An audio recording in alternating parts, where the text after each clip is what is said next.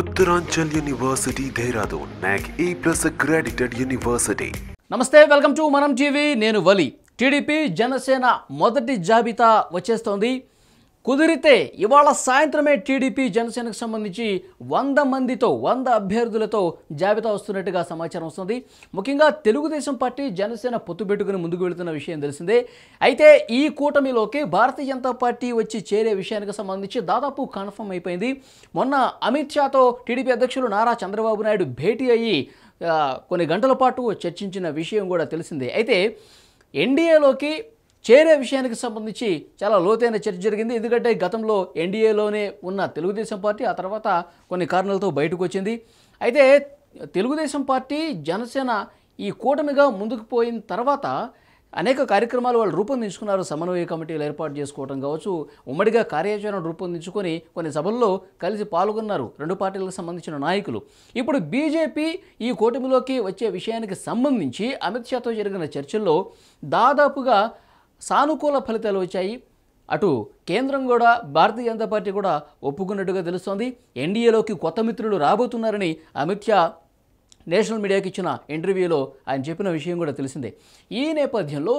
Bharatiya Janata party కూడా ఈ కూటమిలో ఆంధ్రప్రదేశ్లో మమేకం అవుతుంది టీడీపీ జనసేన బీజేపీ మూడు పార్టీలు 2014లో ఏ విధంగా అయితే ముందుకెళ్లాయో ఈసారి కూడా ఈ పొత్తు కన్ఫర్మ్ అయిపోయింది ఈ కూటమి బరిలోకి దిగే అవకాశాలు చాలా పుష్కలంగా కనిపిస్తున్నాయి అయితే టీడీపీ జనసేన కూటమికి సంబంధించి గత కొన్ని రోజులుగా మనం చూస్తున్నాము అభ్యర్థుల ప్రకటన రాబోతుంది మొదటి జాబితా రాబోతుంది కానీ రావట్లేదు కొంత ఆలస్యం అవుతుంది మరోవైపు అధికార వైసీపీ మాత్రం ఇప్పటికే 6 లిస్టులు రిలీజ్ చేసినటువంటి విషయం మనకు తెలిసిందే ఆ లిస్టులతో కొంతమంది అసంతృప్తికి గురయ్యి ఆ తర్వాత వేరే పార్టీల్లోకి జాయిన్ కావడం కావచ్చు కొంతమంది పూర్తిగా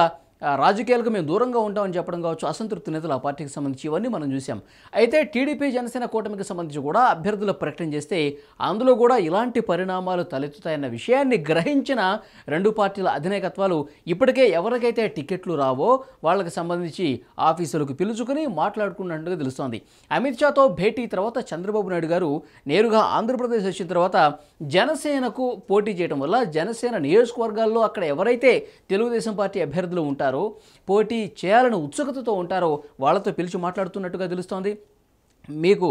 ప్రభుత్వం వచ్చేది ఈసారి మనదే మన ప్రభుత్వంలో మీకు అనేక పదవులు ఉంటాయి పార్టీకి సంబంధించి కావచ్చు ప్రభుత్వం సంబంధించి కావచ్చు చాలా పదవులు ఉంటాయి మరోవైపు నామినేటెడ్ పోస్టులు కూడా ఉంటాయి కాబట్టి మీరు పార్టీ మారే ఆలోచన చేయొద్దు అసంతృప్తి గురి కావద్దు రెబల్గా పోటీ చేసే అవకాశం అలాంటి ఆలోచన ఉంటే కూడా విరమించుకోండి మనందరి ప్రభుత్వం రాబోతుంది న్యాయం జరుగుతుందని తెలుగుదేశం పార్టీ అధినేత నారా చంద్రబాబు నాయుడు గారు కావచ్చు ఆ తర్వాత జనసేన అధినేత పవన్ కళ్యాణ్ గారు ఈ విషయాలను వారి క్యాడర్కు ఎవరైతే టికెట్ రాని నేతలు ఉంటారో వాళ్ళందరికీ కూడా సర్ది చెప్తున్నట్టుగా తెలుస్తోంది అమిత్ షాతో భేటీ తర్వాత ఈ క్లారిటీ తెలుగుదేశం అధ్యక్షులు చంద్రబాబు నాయుడు గారు ఇస్తున్నట్టుగా తెలుస్తుంది అయితే పవన్ కళ్యాణ్ గారు 2 చోట్ల పోటీ చేసే ఆలోచన చేస్తున్నట్టుగా తెలుస్తుంది గతంలో కూడా 2 అసెంబ్లీ స్థానాల్లో పోటీ చేశారు అయితే ఈసారి 2 స్థానాల్లో పోటీ చేస్తారు ఒకటి శాసనసభకు ఇంకొకటి లోక్సభకు పోటీ చేసే ఆలోచన చేస్తున్నట్టుగా తెలుస్తోంది శాసనసభ మనకు తెలుసు భీమవరం నుంచి పవన్ కళ్యాణ్ గారు ఈసారి కూడా పోటీ చేయబోతున్నారని గత కొన్ని రోజులుగా వార్తలు చూస్తున్నాం ఆ తర్వాత లోక్సభకు పోటీ చేసే అంశాన్ని కూడా పరిశీలిస్తున్నట్టుగా తెలుస్తుంది లోక్సభ అంటే కాకినాడ నుంచి లేదంటే విశాఖ నుంచి బరువులకు దిగే ఆలోచనలో ఆయన చేస్తున్నట్టుగా తెలుస్తుంది భారతీయ జనతా పార్టీ కూడా ఈ రకమైన సూచన పవన్ కళ్యాణ్కి చేస్తున్నట్టుగా తెలుస్తోంది లోక్సభ గెలిస్తే గనక ఎన్డీఏ ప్రభుత్వంలో పవన్ కళ్యాణ్ ఉంటున్నారంటగా ఒక సమాచారం వస్తుంది పవన్ కళ్యాణ్ గారు లోక్సభ ఎంపీ అయితే కనుక ఎన్డీఏ ప్రభుత్వం మళ్ళీ భారతీయ జనతా పార్టీ ఏర్పడితే కనుక కేంద్ర మంత్రి అయ్యే అవకాశం కూడా పవన్ కళ్యాణ్కి ఉంటుంది అన్న ఒక సమాచారం వస్తుంది అంటే కేంద్ర మంత్రిగా పవన్ కళ్యాణ్ గారు ఉంటే ఇక్కడ ఆంధ్రప్రదేశ్లో ఈ కూటమి అధికారంలోకి వస్తే తెలుగుదేశం పార్టీ అధినేత నారా చంద్రబాబు నాయుడు గారు ముఖ్యమంత్రిగా ఉంటారు ఒకవేళ లోక్సభకు పోటీ చేయకపోతే ఇక్కడ వచ్చేటువంటి స్థానాలకు సంబంధించి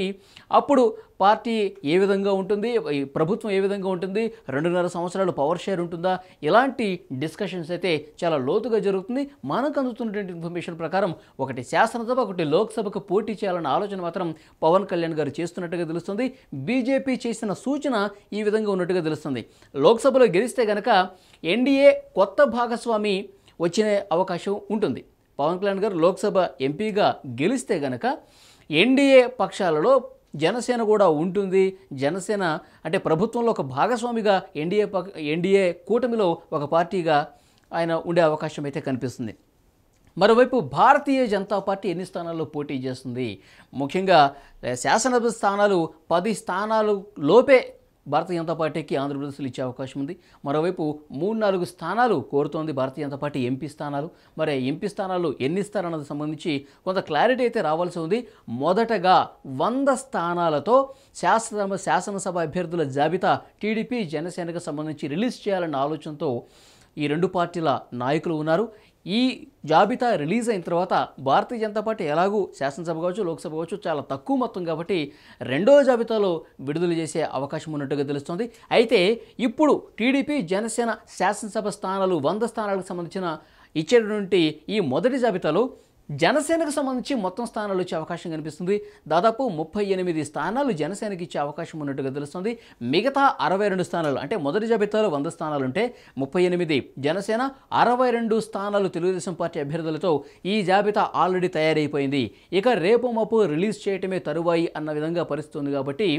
ఈ 100 మందితో తక్షణమే ఒక జాబితా రిలీజ్ చేయబోతున్నట్టుగా మనకి ఇన్ఫర్మేషన్ వస్తుంది. మరి ఈ 38 స్థానాలు ఏంటివి? గతంలో మన టీవీ కూడా చెప్పింది దాదాపు 40 స్థానాల లోపే వస్తే 35 నుంచి 38 స్థానాలు జనసేనకు రాబోతున్నాయని చెప్పి నియోజకవర్గాల వారీగా మనం స్క్రీన్ ప్రజెంటేషన్ కూడా చేశాం. సో